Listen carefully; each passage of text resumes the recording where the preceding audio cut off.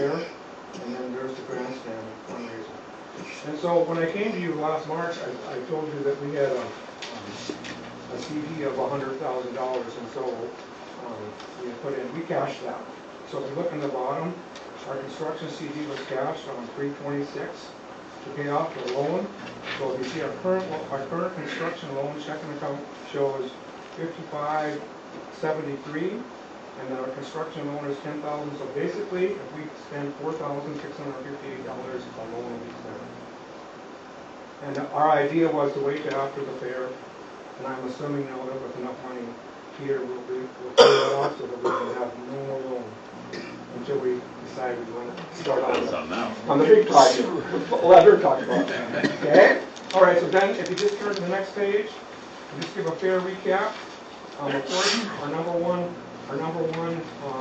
event, and it has been for years, is the Bull-O-Rama.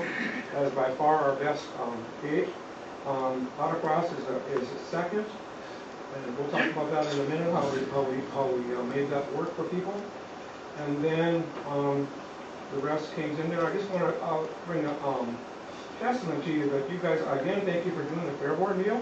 We made $24.50 on that as a donation. It's amazing how many $100 bills I put all there. So I think that's a way of people contributing to that. And you'll look back, our expenses are $500–600. So that's a big thing. Our fair sponsorship is about the same, $38,000, which is very appreciative. And then the only other thing I wanted to explain on there is the Council of the Arts grant is what we get to help pay for the pre-stage. Okay? All right. Then on the back side, we have expenses. I'm not going to go through all of them. I'm just going to explain a couple things at the end. The only thing I do not have is the 4-H has not turned in their premium money yet, so that has to be paid. So if you go to the third page, it shows us a negative cash flow this year of a net of minus $34,000. And I've got 3 reasons for that, and 2 of them we're going to have to. One is the carnival cost us $25,000. So you're never going to recoup that, and we're really happy with our carnival right now. We think it brings a very, very, I think it brings a lot of different rides, and I think it's a really nice carnival, so we're pretty happy with them, and they're committed to us for 1 more year, for sure. So we brought in these Octane motorcycle racers, and they were really, really, really cool, and I think the one guy came all the way from Canada, right? And so it cost us $20,000, and our income was $2,920. So that's something we probably won't be able to do again. That's something we're going to have to rethink, because it probably is not a big thing. And then the other thing is, a couple of years ago we started the bouncy houses, and so people like them. The problem with that is now I don't know if they need it now with the carnival. We're going to have to reevaluate that, because the bouncy houses cost us almost $9,000 and we bought in about $1,400.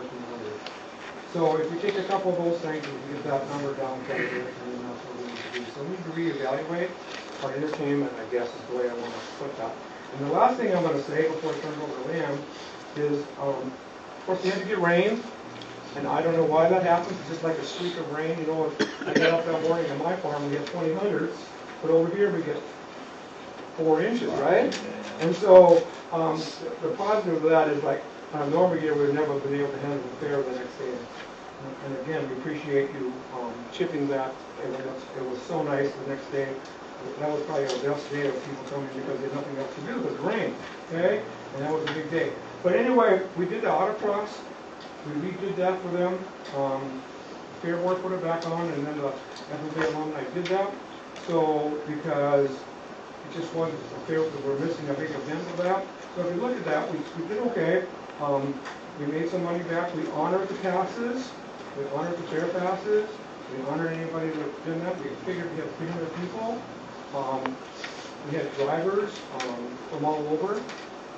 If you went there, we started at 1 and 6 o'clock, it was still going. So it was quite an event.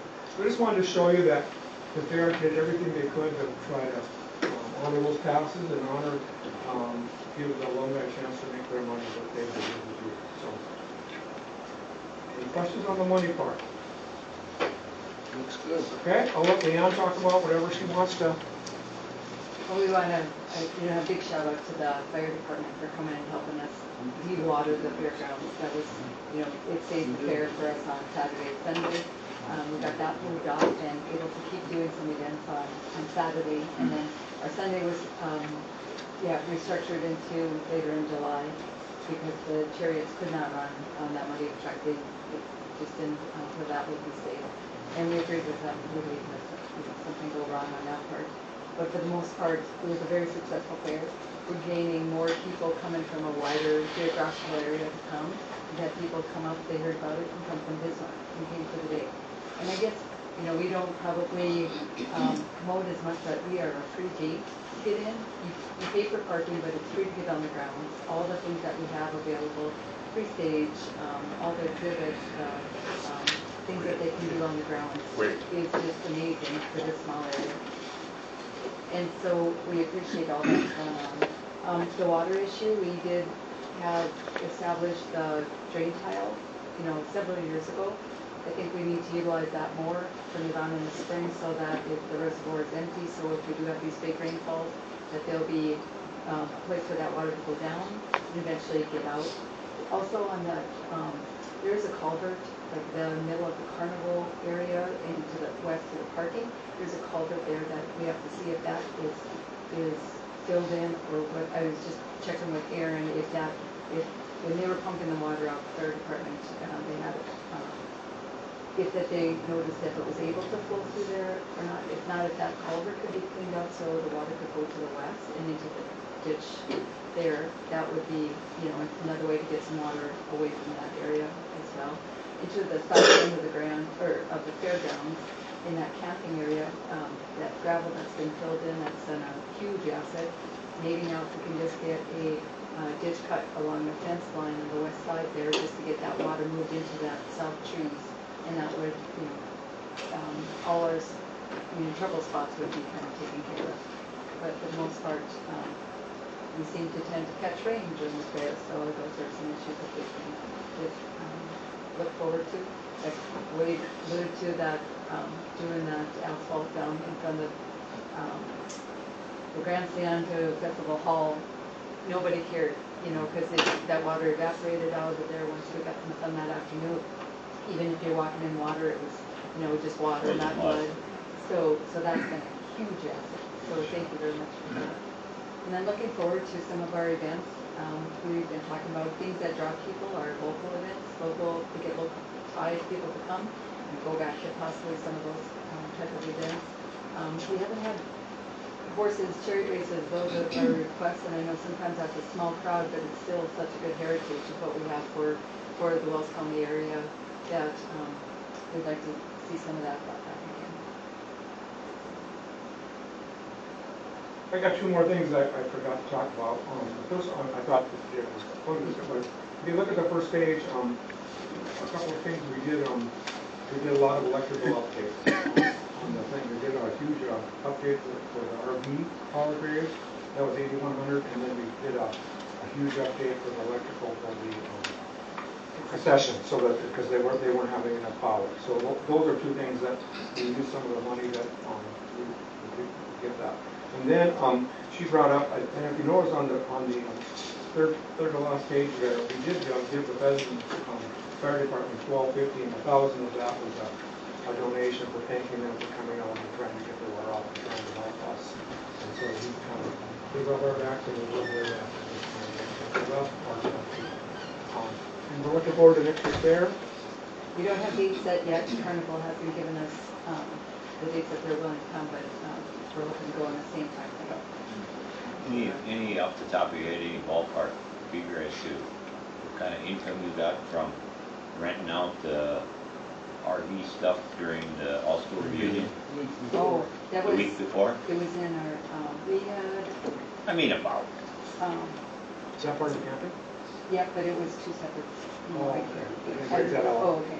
So there's, I think we had seven campers that were up here. Oh, that's all. So, yeah, so it was not a big deal. It for wasn't a them. big deal. Oh, I would have No. thought.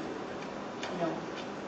So, but going forward, if you want to advertise, for people coming through the area, if you want to set up something, to have that there's, now we're set up 50 amp, 30 amp, 20 amp breakers in, so most people could fit in. We don't have sewage, and they would probably not have the water once they turn off the water, but, Sure. up until, During the summer. yeah. Sure. yeah. That'd be up to your board, and that'd be a good another source of income. You didn't have any challenges when that came to an end and then for the fair to take place? Oh, no, no, no, not at all. And we appreciate the gentleman that mowed the lawn and Oh, very good. very well kept, and I think that's all belongs to the hillside, so very well, it was very well, and we appreciate that. Possibly the only other issue we had was with the tornado warning, there's no sirens, that there's a lot of miscommunication. We tell everybody as they come, the emergency place to go with the festival hall, but since there's no sirens, all the carnival people went back to their campers. So some of them only speak, Spanish, but for them, they went to their campers, did not go to festival hall. And we said, fire sirens would go, that would be your call to go to down there. So that, even with the deputy coming through and doing loudspeaker and stuff like that, that was, a major issue for us. So if we could do the sirens, again, that would take care of everybody all at once would know instead of just some people heard some as he was driving through. So, Well, then it'd be important to know, or that those people know where to go. They If a do. siren goes off, it Yep. would help Right. unless they know that they should go there. yes, we do. All the campers that come get told that's where. Oh, they do? Yeah. Signs. Yeah, and we have signs, Okay. they have a contact number, if there'd be issues or something like if the door wouldn't be open, we have some contact numbers for them as well, type thing. So they would give that to the campers, but just them to know that it's imminent danger.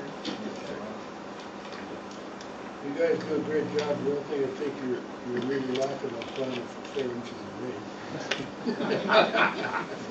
I just put that in your budget next year. Yeah, No, it's I was just kind of kidding. like the joke that I was told by a farmer that, you're twice a year. Yeah. And we should have one in Harvey, because we Yeah. can get that there. No. No, the fair, it's really, you guys are really good. I would ask that you guys kind of hang around because this next, the folks that are going to address your manual or something. We will. Thank you.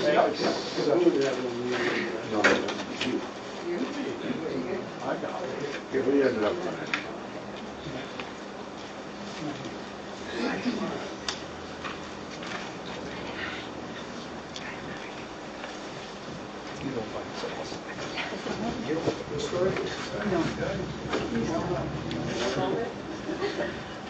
Yeah, for ancient history. For you that don't know, I think most of you know me, I'm David Cluck, I'm current chairman of the Wellstone Historical Society. And Wellstone Historical Society is 60 years old this year, so we've been doing different things at the fair, ice cream festival, doing that. Next August 18th we meet from April through October, the third Monday of every month, 7 o'clock, usually at the Fenwick School Museum. In August 18th, our meeting, we're going to have it down at the Bird Roundhouse. So, and we had a celebration last year. For you that don't know, we spent roughly $55,000 redoing the Bird Roundhouse down there. For that. And it was been a project or whatever, but it really looks nice for you that haven't been down there. It's really a beautiful place. I mean, the setting and everything, and the That's history pretty down cool. Yeah, Yeah, you need to go down there. It's not that far southeast of Chaseley. We put up a year ago, we got signs up now with good directions. Because it's a little, if you don't know how to get there, it's a little difficult. It's not next to a main road. No, it is not. So, Someone said once, don't you lock it? And I said, it's not easy to get there, so. yeah, so it's open 24/7, and it's amazing how, I mean, out in the middle of nowhere, we have guest books. Not everybody signs a guest book, of course, but there will be 150, 200 people in the summer will be signing the guest book. So So it's a good place. Plus then we have the 4 buildings, the museum. We got the Emmerich School. That was a start of it. Wells County Historical Society was formed, I say 60 years ago.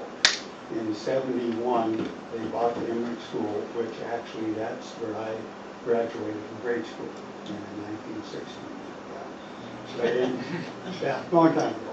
But anyway, that was bought then and moved into Fesman, where it is now, and then it was opened in 1972 for the fair for the first time. So that, since then, the Pony Gulch School, which is another story, it's from Pony Gulch Township, but I think it might be called a fall school for that. But, and then we have the Annex 1, which was built in 79, and then the Cross Annex, which was built in 89 and added on in 93 or whatever. And so we're quite full. We keep we doing a lot of maintenance of that. And this last, I mean, I'm really glad we had, a year ago, we had trouble. We had water in the basement. And my wife and I and some others, we spent 24 hours a day for about 3 days vacuuming water up out of there. Didn't get that deep because we were doing it well. This spring we had a landscape. The water was running into the building, so we had a landscape sloped out. We put some sod around because there's no gutters, so we put 2 layers of sod so that they wouldn't, wash away. And 4 inches of rain during the fair, there's no water in the basement. So I think that helped there. We did this year too. We put in LED fluorescent lights, which are pretty old. So the lights are still there, the fixtures, but we just replaced the LED bulbs in that. So it's a lot brighter, more efficient. For you that haven't been in all our buildings, we do have a very nice museum. We've had more compliments on it and everything over the last few years that we've done a lot of work there and preserving the history of Wells County. And one thing, like Connie, she's the treasurer, talk a little bit on financing. We do have good financing, but a lot of that, I mean, we planned on spending, $55,000 roughly on the Bird Roundhouse. Well, we had one gentleman in 1958 graduate of Fesman High School, Ron Olson, who my wife and I were talking with him down in Fargo at a NDSU function, and he said, I want to give something back to Fesman. And he said, what? And I just was thinking, well, we're doing about $60,000 project there. And he said, okay, I'll write you a check for that. So we've had it, and then the Wenzel Grusik Foundation, which the Fair Board has gotten money from them too. Last year, they just gave us $32,000, no strings attached. So we have, the year before, we had put the metal shingles that looked like shingles on the Pony Gulch School, and the Emmerich School was needing it. So we designated that $32,000 for that because the project was about $34,000 to shingle at Emmerich School. It was steel shingles, but they look good and they're supposed to be lifetime and that. So we have had other people, several 10,000 donations. So we've had a lot of donations, so we do have a good balance of that. Also, I want to thank Brent and Hugh for keeping the fairgrounds up, and that's really good. If Brent knows, and I know, we got a bent curb stop at the Emmerich School. We cannot shut water off to anything, and hopefully someday that's going to be a battle. It's a battle. It's been a battle. I called Cody Fall, I know you 15 million times, and Brent has too, so I don't know what will happen with that. Big thing is, and I'll let Connie talk a little bit about it, but the horse barn. That's been a problem. Now, a lot of you might not know the history of that. The horse barn originally was in the center of the racetrack. And in 1925, they moved it up to where it is now. And originally, that horse barn looked like the other barns there, where you got the walls go up, you got the slope roof, and then you got that peak that goes up. And the reason for that peak, well, how they did that, that was to prevent rotting rafters or that back in the day, because with cattle, horses, there's a lot of moisture. Well, with that, the moisture will go up and heat and then go up into that peak. And then they got windows there and you can, get the moisture and stuff out. Well, that horse barn used to have that, and that's the way that looked. But then, I'm not sure when, I think sometime in the 60s, it was taken off and just made into a sloped roof and that. We've looked into it as a historical, trying to save it, do something with it. We've had looked out with house movers, with contractors and everything else. And it's no money pit probably, or whatever. So what we as a historical society have thought of doing is that it would probably be cheaper is to make a replica of it, that about, like that is 180 foot long. We're talking, we haven't, nothing been decided, 60, 70 foot maybe or whatever, because we are getting short of room with that. We'll talk a little bit about that. But our biggest thing is, okay, we'd like to do that before we start raising money and looking into it. We have to have permission from you. Where could we put it on there? Where can we build it before we start doing it? If we can't put it anywhere at that now.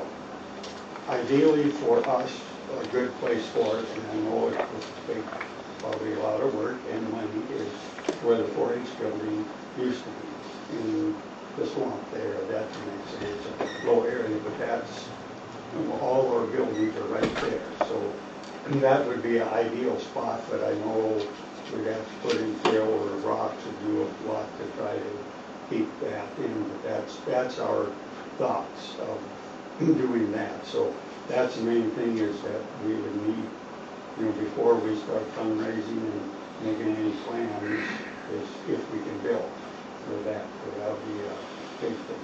I'll let Connie talk a little bit about. The one question, maybe I missed it. What is, with the old one, what do you think of the Tear it down. Tear it down to that. But we are thinking of maybe keeping, inside of the stalls. So we would probably take out some of the, the front, the stalls and the gates and some of the side parts that we would take out of the original to put into the new building. Yeah. Yeah, Mhm. we So- put in 1 or 2 stalls, whatever, that, and where the horses would stick their heads Yes. out, or that, to have at least one complete stall, because even if we've gone through that building many times, you go in there, you can see where the horses have chewed on the 2x4s, and you can see where they rubbed their asses on them, they just wore down their boards, and that, so we want to try to save all of that, preserve that, because racing, that's was the fair. It always had been the fair, until actually when Fair Mutual Betting started, then it died off. From then on, you might say. So that's our thoughts, or that, we haven't, done any major research. We talked with some contractors and that, but I'm sure it would be $300,000-400,000 project, to build something like that. We don't know. I mean, that's just a wild guess. I have no Dave. idea on that. So, I had heard rumblings at the autocross a couple weeks ago that building was going to possibly be disassembled by the Historical Society. No, from what I heard talking with Jolene, she said they had somebody lined up to take the building apart, and they were going To save a lot of the wood. Yeah, and save the wood to build a barn out in the farm. Well, I heard from Jolene, she's in Florida now, and I heard from her that the guy must have changed his mind, so that the county, from what she said, the county's gonna bulldoze it down this fall. Well, that was one of my things on my list, because we had talked about knocking the building down, but we wouldn't save anything. Yeah. Yeah. We would have to go But and yeah, search. but when I was out with some fair board members at the autocross, it was brought up that within the next 3 to 4 months, this guy was going to come in, disassemble the building, save a lot of the wood, and that the road department or the county commissioners wouldn't have to knock it in. Yeah, and from what Jolene, I got a text from her, that must have fallen through. Okay, That I just was wondering, because you know how rumors go Yeah, around. and that's all I know about that or whatever. We would want to, and we'd have to coordinate because if we start taking down some of the stalls and that, the roof is probably going to cave in on us. So it's going to have to be a joint project to try to do that. And now Connie can talk a little bit about our financing. And going back to what Dave was talking about, the horse barn too, is, you know, we were talking when we were going through there and you know, if we take a few of the stalls and use them, we can obviously, you know, restore them as stalls, but we can use them also as individual historical units that we could, you know, put something in there, say a storefront and all the things. So, you know, we've got some ideas. So by using some of those stalls as, you know, storefronts, we can use them as other things, but still keeping some of that integrity of that building. I just want to, can I go back a little further? Yeah, okay, talking about, yeah, okay, talking a little bit about their 60th anniversary. It was, the Historical Society was begun with a herd roundhouse. It started out there with some of the local yokels and the farmers out there started, and they wanted to preserve the roundhouse, and they got together and got the, you know, the land designated, and then the Historical Society became Historical Society. And they spent $1,500 the first year to work on the roundhouse, and last year we spent $60,000. But it is very nice, and it is. You go up there and it's a beautiful location. It's great for a picnic. The picnic on Monday will be a potluck, so if you do want to come, bring a dish, but you will have barbecues Yeah, too. we'll be furnishing barbecues and drinks. And last year we had, I think, what, 70 people there? 70, 80 people. Yeah, and we had great coverage for the Herald Press. We appreciated that very much. And also when he talked about the buildings, the Fair Board had offered us the Sheriff's Building, I believe on Fairgrounds, is that what it's called?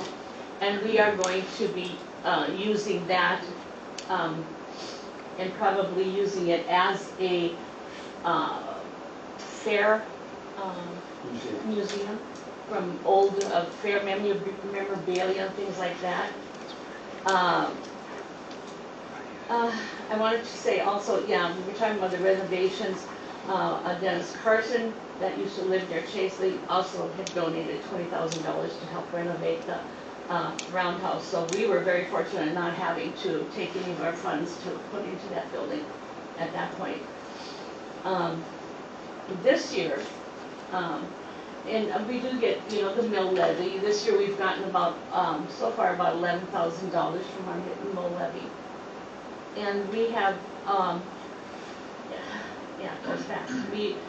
David said we put new lights and fixtures in the Emmerich School. That was $3,000. And we landscaped and grading. That was $3,400. And then we did some door fixing on the cross was, you know, $370. So we spent about $7,000 already on that. And those have been, you know, just upkeep renovations. We also have an old cookhouses on the ropes that someone has offered to give us, and it's getting kind of some work done on it. And another thing that our Historical Society has been working on is a website. And and Jim Witness is working really harder than I can imagine on there. But he's been taking photographs of our items in the museum and putting them on a website so that people, right now there's 1,500 items already that's been documented on this website. And he's taking pictures of this and putting, you know, documentation, what it is, who donated it, where it's from, you know, where in the county. It's gonna be great. All of our newsletters are on that website. All of the Harvey Herald and the Free Presses from how long ago? I don't know, but he went down to Yeah, they're all. He had them all, and they're all on that website also. Right now, though, our finance